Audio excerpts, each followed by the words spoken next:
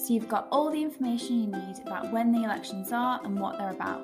This video is equally as important. It's all about the rules candidates must adhere to.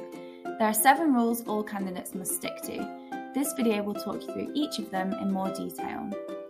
The election rules are super important as it enables all candidates to be on a level playing field. It also means that candidates and students can be kept safe. If you're found to be in breach of conduct, then you'll be reported to the returning officer, who will conduct an investigation and apply sanctions if necessary. More on the returning officer and their role later. So what are the rules? First up is rule number 1. Students must not feel pressured when voting. This means no standing and watching someone vote, even if all the votes are online. Voters must always cast their own votes, so no voting on behalf of someone else. No rewards or bribes should be offered to students for a vote in return. This would be considered undue influence, so no promising anyone a Tesla if they vote for you. Rule number 2 encompasses a lot. Breach of these policies can lead to a disciplinary, which could in turn affect your student status and your union membership. The law covers things such as GDPR and adhering to copyright laws. Make sure you only use pictures you have permission for. Think stock images or your own photography. Canva is a great place for stock images. Check out our Intro to Canva video for more information. Union policy is things like zero tolerance and generally being kind to other candidates and respecting their campaigns. University policy is things such as behavioural code, health and safety regulations, and use of email. Rule number 3 is all about safety, which is of course a top priority, especially during the pandemic. All campaigning during this election must be safe for everyone involved. This includes ensuring that all campaigning activity should fall within government and UWS pandemic guidelines. If you choose to do physical rather than digital campaigning, you are responsible for ensuring that anyone you approach does not feel put at risk by your behaviour. Remember, face masks and social distancing. Rule number 4 is very broad, but in terms of elections, it means no lying about other candidates. This will not help your own campaign. Do not try to deface others' campaigns or heckle other candidates. Rule number 5 is all about sticking to the online guidance. This means that candidates work within GDPR regulations, which is super important.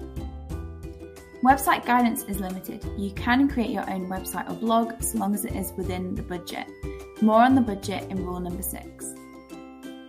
Email groups or distribution lists are of course a great way to remind people of your policies and why you're running.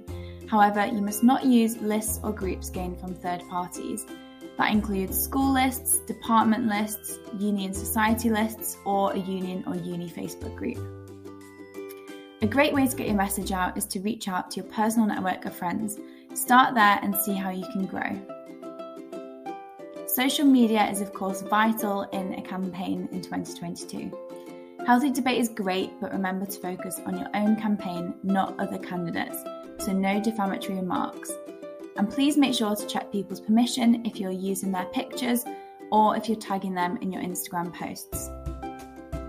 The UWS Union socials will also be open for candidates to promote their campaigns throughout the election. Rule number 6 is about budget. Everyone running for sabbatical officer, school officer or union chair will receive £30 to spend on campaigning. The limited budget means that everyone has the same amount of money to spend. You can request it in advance or spend it and then send us the receipts at the end. Think about what you really want to achieve with the £30. Do you want to boost your social media profile? Do you want to buy props for a video? Do you want to create your own website? The £30 must be used for buying things specifically for your campaign. This doesn't cover things you would reasonably find within your house, such as pens and paper. You may begin your campaign as soon as you nominate yourself as a candidate and the nomination is accepted. To be accepted, you must submit a manifesto. This means if you're watching this and you've submitted a manifesto, what are you waiting for? Campaigning has started. The returning officer every year is NUS. NUS helps us to ensure elections run fairly and smoothly. We send them all of our rules, regulations and policies, and in return they settle any disputes or complaints. Our named officer this year is Peter Robertson, NUS Charity Director, And we also have a Deputy Returning Officer at the UWS Union, which is Sabina. Remember, these rules apply to yourselves and your campaign team. Make sure everyone takes the time to read all the candidate information on the Union website.